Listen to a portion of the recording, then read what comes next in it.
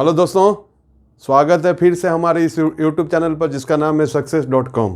दोस्तों, हम लोग BPSC 68 के मद्देनज़र जो भी मतलब क्विक रिवीजन के तौर पर आपको टॉपिक लाने का प्रयास कर रहे हैं ताकि आपका बहुत कम समय में ज़्यादा से ज़्यादा रिवीजन हो सके।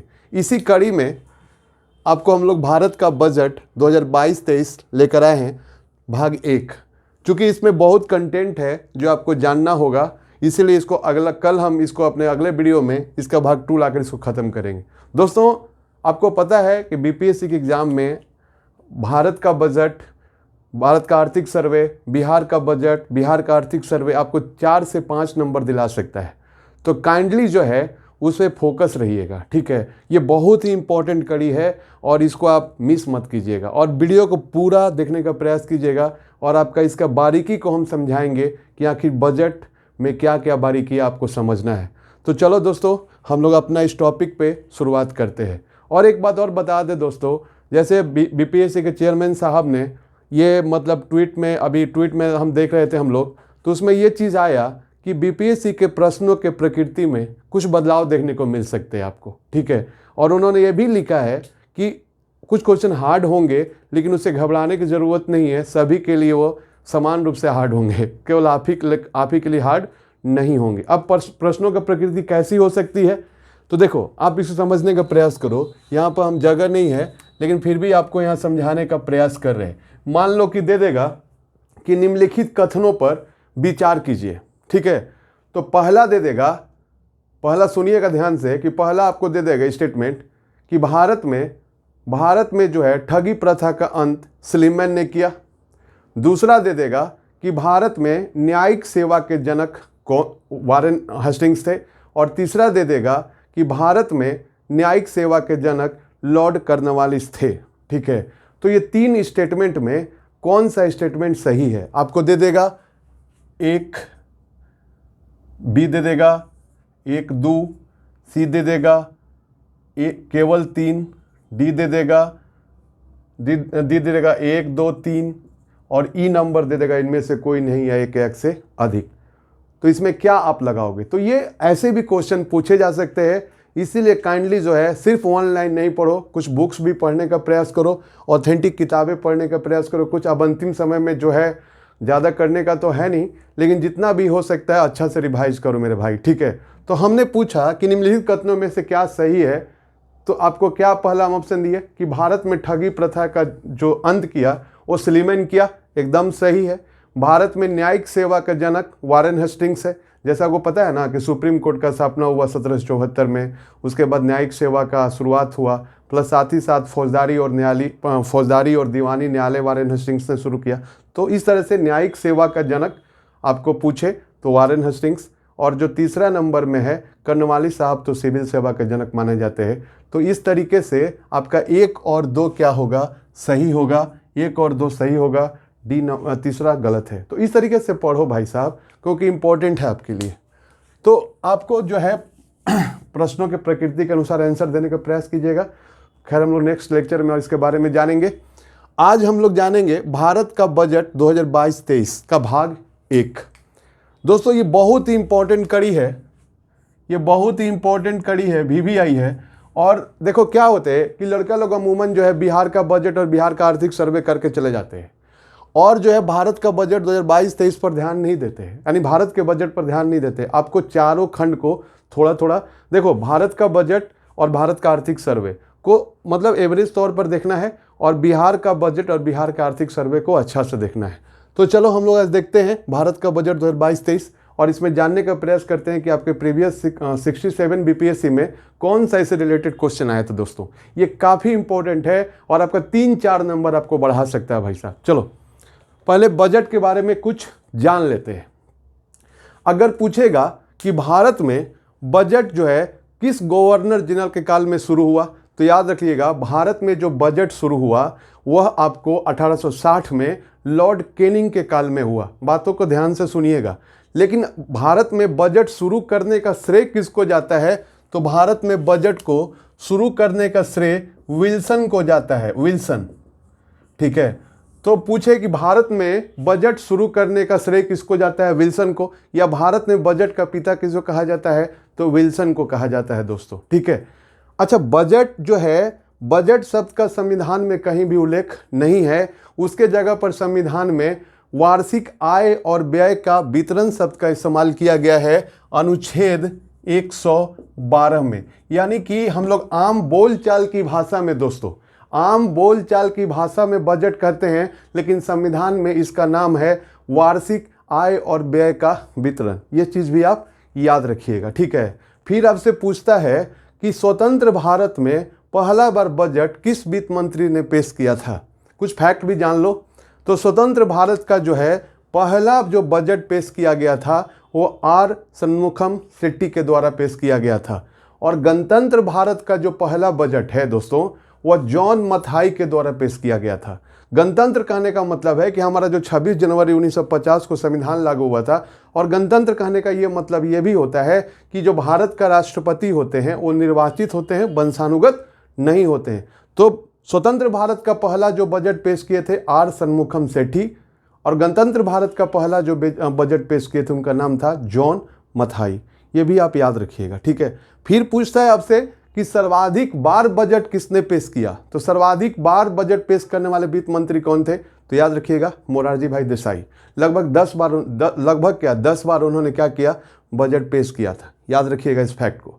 अब आपसे फिर पूछेगा कि भारत में ऐसे कितने प्रधानमंत्री थे, कि भारत में ऐसे कितने प्रधानमंत्री थे जो वित्त मंत्री भी थे और यानी प्रधानमंत्री रहते हुए बजट पेश किए। तो 4। कौन कौन, तो जवाहरलाल नेहरू, इंदिरा गांधी को याद रखिएगा, जवाहरलाल नेहरू हो गई, इंदिरा गांधी हो गई, राजीव गांधी हो गए, ये लोग जो है, और मोरारजी देसाई। ये 4 नाम को आपको याद रख लेना होगा। ये चारों नाम को आपको दिमाग परीक्षा में पूछता है। ठीक है।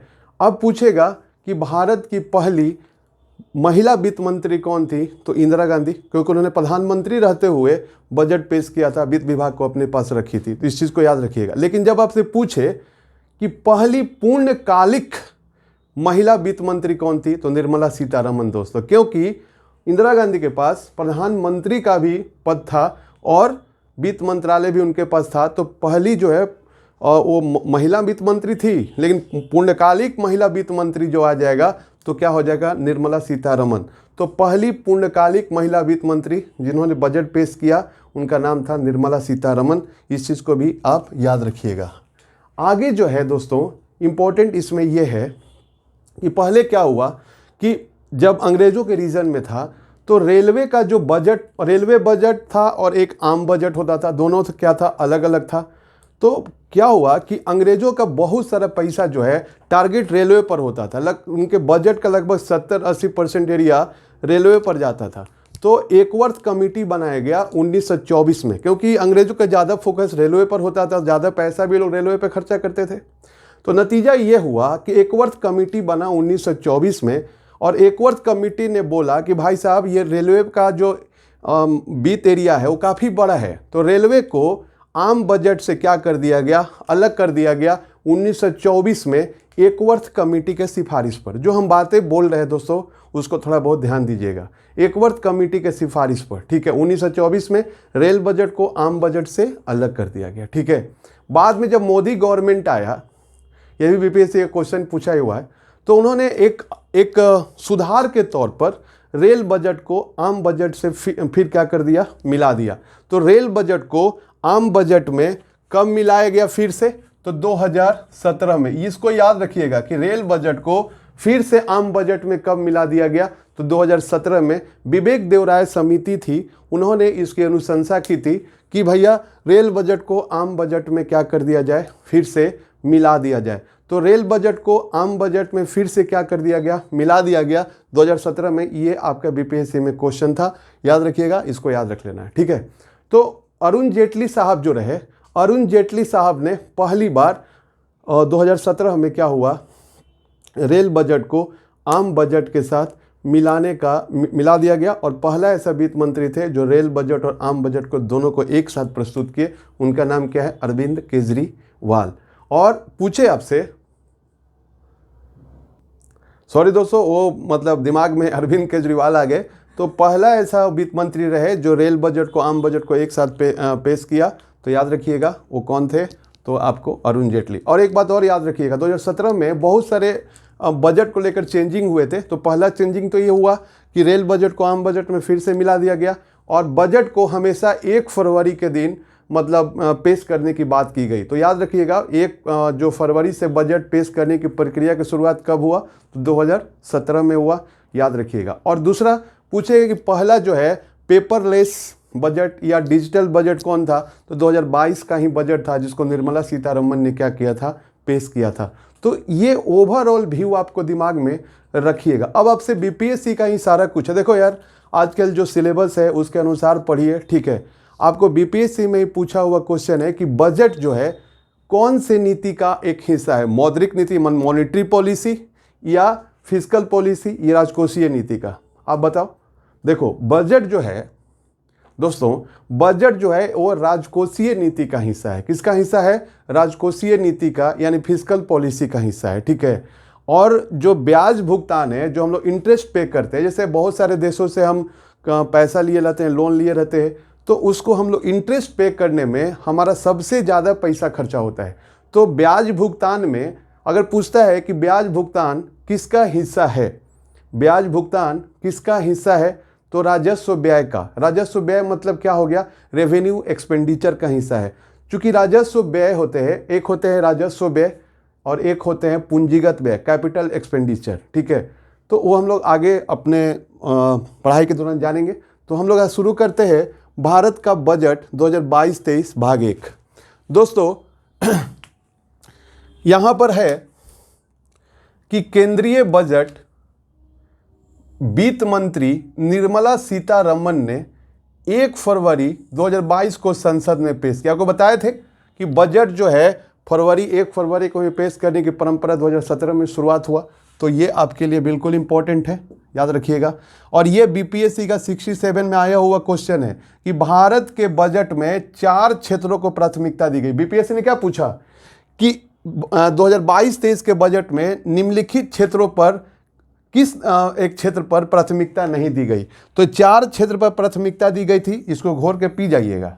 कौन कौन है, पीएम गति शक्ति, आगे जानेंगे कि पीएम गति शक्ति क्या होता है। तो भारत के बजट जो 2022-23 में पेश की निर्मला सीतारमण ने, उन्होंने 4 क्षेत्रों पर प्राथमिकता दिया। पीएम गति शक्ति, समावेशी विकास, निवेशों का वित्त पोषण, निवेशों का वित्त पोषण, और चौथा है उत्पादकता में वृद्धि, यानी प्रोडक्टिविटी में कैसे वृद्धि हो, ठीक है। उदयमान अवसर मतलब नए नए इनोवेशन जो आपको मौका मिले, ठीक है। उदयमान अवसर, ऊर्जा परिवर्तन और जलवायु कार्य योजना, यानी कि इन 4 क्षेत्रों पर बजट 2022-23 में प्राथमिकता दी गई। तो कोई अगर ये चारों के, मान लो कोई एक दे देगा पीएम गति शक्ति, दूसरा दे देगा समावेशी विकास, तीसरा दे देगा निवेशों का वित्त पोषण, और चौथा दे देगा मान लो क्या, विनिवेश, डी इन्वेस्टमेंट। तो आप क्या मारोगे, डी इन्वेस्टमेंट। तो ऐसे इसको ध्यान रखिएगा, मोस्ट इंपॉर्टेंट है कि भारत के बजट में कितने क्षेत्रों पर प्राथमिकता दी गई भाई साहब, तो 4, और ये चारों का नाम याद रखिएगा। पीएम गति शक्ति, समावेशी विकास, निवेशों का वित्त पोषण और उत्पादकता में वृद्धि, यानी कि प्रोडक्टिविटी में मतलब वृद्धि, और उदयमान अवसर, यही सब इसमें आ जाएगा। तो याद रख लेना, मोस्ट इंपॉर्टेंट बात है, ये भी है, ठीक है। और ये वाला भी इंपॉर्टेंट है आपके लिए।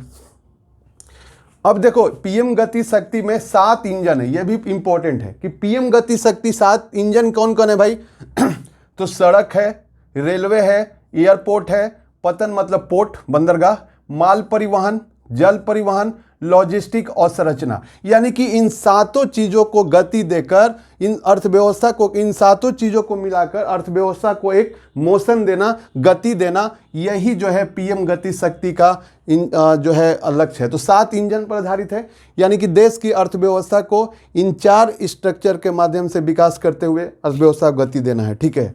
अब देखो पूछेगा कि केंद्रीय बजट में 2022-23 में अमृतकाल का समय कहां से कहां तक था। देखो 2025 से लेकर 2047 यानी कि 25 वर्ष को हम लोग को अमृतकाल इस बजट में कहा गया, यानी 2025 से लेकर 2047 तक जो ये 25 वर्ष है, इसको क्या कहा गया, अमृतकाल। आपको पता है कि हम लोग आज़ादी के 75वां वर्षगांठ मना रहे हैं, तो याद रखना आज़ादी का जो 75वां वर्षगांठ है 2022 तक, और 2022 से लेकर 2047 तक 25 साल, यानी कि 2047 में हमारी आज़ादी के 100 साल हो जाएंगे। तो याद रख लेना जो 2022 से 47 तक है, इसको हम लोग कौन सा काल इस बजट में पेश किया गया, कौन सा काल के रूप में पेश किया गया, तो अमृत काल के रूप में पेश किया गया। इस चीज़ को दिमाग में रखना मेरे भाई, ठीक है। अब एक चीज़ इसी में है आपको कि किस वर्ष को बाजरा का अंतर्राष्ट्रीय वर्ष घोषित किया गया, तो 2023। ये सभी बातों को आप एकदम से दिमाग में फिक्स कर लीजिएगा, ठीक है, याद रख लेना। एक है पीएम डिवाइन योजना। कौन योजना, तो पीएम डिवाइन योजना। तो जो नॉर्थ ईस्ट के राष्ट्र है, जैसे असम हो गया, सिक्किम हो गया, अरुणाचल प्रदेश हो गया, नागालैंड, मणिपुर, मिजोरम, मेघालय, त्रिपुरा, ये जो सिक्किम के जो उत्तर पूर्व के राज्य हैं, नॉर्थ ईस्ट के स्टेट हैं, उसके मतलब इंफ्रास्ट्रक्चर मतलब अवसंरचना और सामाजिक विकास मतलब सोशल डेवलपमेंट का क्या करना, विकास करना। तो ये भी आपके लिए इम्पोर्टेंट है कि पीएम डिवाइन योजना का संबंध किससे है, तो पूर्वोत्तर राज्यों का इंफ्रास्ट्रक्चर और उसका सोशल डेवलपमेंट मतलब सामाजिक विकास करना, ठीक है। अब देखो यहाँ तक ये सभी इंपॉर्टेंट है भाई साहब, याद करके जाइएगा कि सरकार ने कब तक, पूछेगा आपसे, देखो ऐसे सरकार ने वर्ष 2030 तक 280 गीगावाट सौर विद्युत क्षमता स्थापित करने का लक्ष्य रखा है। तो कब तक, तो 2030 तक। कितना गीगावाट, तो 280 गीगावाट। आपको पता है कि अंतर्राष्ट्रीय सौर गठबंधन बना है, जो आपको पता है कि COP21 COP का मतलब क्या हो गया, कॉन्फ्रेंस ऑफ पार्टीज। और कॉन्फ्रेंस ऑफ पार्टीज का 2021 नंबर का जो बैठक हुआ था 2015 में, और ये पेरिस में हुआ था, जिसमें भारत और फ्रांस ने मिलकर अंतर्राष्ट्रीय सौर गठबंधन का विकास किया था, जिसका मुख्यालय गुरुग्राम हरियाणा में है। और इस COP21 बैठक को आयोजन कौन करवाता है दोस्तों, UNFCCC। आप हमको बताइए कमेंट सेक्शन में कि UNFCCC का फुल फॉर्म क्या होता है, ठीक है। चलिए, तो ये जो बैठक हुई उसमें भारत और फ्रांस ने मिलकर अंतर्राष्ट्रीय सौर गठबंधन बनाया, और उनका टारगेट था कि हम पूरे विश्व में सोलर एनर्जी को, सौर ऊर्जा को आगे क्या करेंगे, बढ़ाएंगे। तो इंटरनेशनल सोलर अलायंस जो अगर पूछे आपसे कब बना, तो 2015 में बना। COP की कौन सी बैठक में बना, COP21 में, और ये बैठक यहाँ के पेरिस में हुई। ये सभी चीज़ों को दिमाग में रखिएगा। तो भारत सरकार ने वर्ष 2030 तक 280 गीगावाट सौर विद्युत क्षमता स्थापित करने का लक्ष्य रखा है। तो पूछ सकता है कि भारत कब तक 280 गीगावाट सौर ऊर्जा यानी कि सौर विद्युत क्षमता स्थापित करने का लक्ष्य रखा है, तो 2030 तक, ठीक है। ये सब जो सोलर एनर्जी है, आपका जो है टाइडल एनर्जी है, ज्वारीय ऊर्जा है, फिर आपको वाइंड एनर्जी है, पवन ऊर्जा है, जियोथर्मल एनर्जी, भूतापीय ऊर्जा है, ये सभी नवीकरणीय ऊर्जा है, रिन्यूएबल एनर्जी है, ठीक है। यानी कि इसको बार बार आप क्या कर सकते हो, इसको बार बार बना सकते हो, इसका कभी खत्म नहीं होंगे, इसलिए इसको अक्षय ऊर्जा भी कहा जाता है। कौन सा ऊर्जा कहा जाता है, अक्षय ऊर्जा कहा जाता है। इस चीज़ को भी आप याद रखिएगा, ठीक है। और आपको मेंस पॉइंट ऑफ व्यू से आपको समझना चाहिए कि जो आजकल जो परंपरागत स्रोत हैं, कन्वेंशनल एनर्जी जो हमारा रिसोर्सेस है, जैसे कोयला हो गया, पेट्रोल हो गया, डीजल हो गया, ये सब भाई साहब खत्म होने का कगार पर है, और प्लस पर्यावरण को ये प्रदूषण भी करते हैं। तो अभी पूरा विश्व जो है वो रिन्यूएबल एनर्जी की ओर जा रहा है, ठीक है। तो आपको अपने माइंड को भी डेवलप करना होगा कि रिन्यूएबल एनर्जी क्या है, और रिन्यूएबल एनर्जी से किस तरह से प्रदूषण से मतलब दूर किया जा सकता है। तो ये सब आपको दिमाग में अभी से सेटअप बैठा कर रखना होगा। तो इस चीज़ को याद रखिएगा। ये आपको बीपीएससी का ही पूछा हुआ क्वेश्चन है कि जीवंत ग्राम कार्यक्रम का संबंध किससे, 67 प्री में ये क्वेश्चन पूछा हुआ है। अब बताओ कि अगर आप नहीं पढ़ कर जाओगे तो क्या होगा आपका, ठीक है। तो उत्तरी सीमा कहने का मतलब है जो नॉर्थ साइड में जो भी बॉर्डर लाइन एरिया है। तो याद रखिएगा उत्तरी सीमा पर सीमावर्ती जो गांवों के विकास के लिए जीवंत ग्राम कार्यक्रम लाया गया है। तो ये भी आपसे पूछा, तो क्या गलत पूछा हो, तो याद रखिएगा ये सभी को आपको ध्यान में रखकर जाना मेरे भाई, बहुत इंपॉर्टेंट है, ठीक है।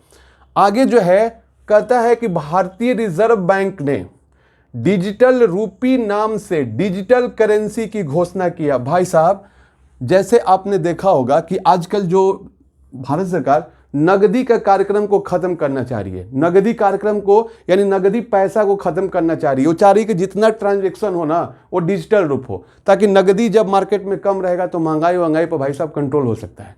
ठीक है, तो डिजिटल जो करेंसी जो ला रही है, याद रखिए कौन ला रहा है? आरबीआई, जो बैंकों का बैंक है, केंद्रीय बैंक है। ये सब कौन सा बैंक कहा जाता है? बैंकों का बैंक, रिजर्व बैंक को। केंद्रीय बैंक भारत में कौन है? तो रिजर्व बैंक है। तो याद रखिएगा डिजिटल रुपए नाम से डिजिटल करेंसी की घोषणा की गई है। ये भी आपके लिए वेरी वेरी वेरी इंपॉर्टेंट है। ठीक है, आगे जो है अगर आपसे पूछेगा कि 2022-23 के बजट में, ठीक है, भारत की आर्थिक विकास दर का अनुमान कितना लगाया गया है? तो 9.2% लगाया गया। कितना लगाया गया है? 9.2%। यानी कि 2022-23 के बजट में अनुमान लगाया गया है कि 2021-22 में आर्थिक विकास दर कितना रहेगा? तो 9.2% रहेगा। यह भी आपके लिए काफ़ी इंपॉर्टेंट है। अगर पूछेगा कि 2022-23 के बजट में भारत के आर्थिक विकास की दर 21-22 में कितना अनुमान लगाया गया है? तो 9.2%। लेकिन जब इकोनॉमिक सर्वे लगा के पूछ दे, आर्थिक सर्वे लगा कर पूछे कि 2021-22 में क्या लक्ष्य रखा गया है? तो 8.85% रखा गया है। इसको भी आप याद, 8 से 8.5%, ठीक है, याद रखिएगा। तो अगर पूछेगा कि 2022-23 में भारत की आर्थिक विकास की दर का अनुमान 2021-22 के लिए कितना लगाया गया है? तो 9.2%। लेकिन जब इकोनॉमिक सर्वे का लगा दे कि आर्थिक सर्वे के अनुसार 21-22 में आर्थिक विकास दर का क्या लक्ष्य रखा गया, अनुमानित किया गया है, तो 8 से 8.5%। यानी कि दोनों को याद रखिएगा। 2022-23 के बजट में 2021-22 के लिए आर्थिक विकास दर का अनुमान 9.2%, इकोनॉमिक सर्वे के अनुसार 8 से 8.5%, याद रखिएगा। $5 ट्रिलियन अर्थव्यवस्था का लक्ष्य कब तक है? यानी कि भारत जो है 2026 तक $5 ट्रिलियन अर्थव्यवस्था वाला देश बन जाएगा। ऐसा लक्ष्य कब तक भारत सरकार ने रखा है? 2026 तक। पहले ये 2025 था, लेकिन 2024 था, 2026 कर दिया गया, याद रखिएगा। ठीक है, आगे दोस्तों एक चीज और बताओ, आप कमेंट सेक्शन में बताओ कि भारत दुनिया का कितने नंबर का अर्थव्यवस्था वाला देश है। यानी कि अगर पूछे कि दुनिया के मतलब सबसे बड़े अर्थव्यवस्था वाले देशों में भारत का स्थान कितना है, तो आप हमको कमेंट सेक्शन में बताइएगा। ठीक है, अब देखो ये चीज़ें 2021-22 में राजकोषीय घाटा का अनुमान कितना है? 6.9%। ये इंपॉर्टेंट है। क्या हम बोले कि 2021-22 में राजकोषीय घाटा का अनुमान कितना है? तो 6.9% भाई साहब। अब ये आपसे आप जानते होंगे राजकोषीय घाटा मतलब फिस्कल डेफिसिट। क्या होता है ये राजकोषीय घाटा?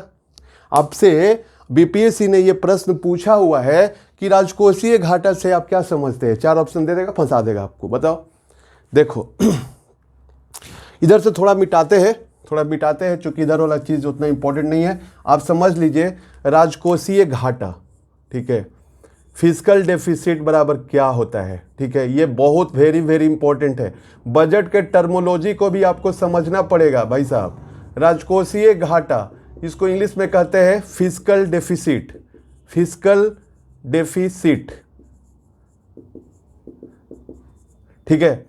देखो क्या होता है, इसको हम पहले लिख देते हैं, फिर आपको समझा देंगे। कुल व्यय यानी कि भारत सरकार जो टोटल एक्सपेंडिचर किया उसमें से, याद रखिएगा, उसमें से क्या घटाना है आपको घटाना है राजस्व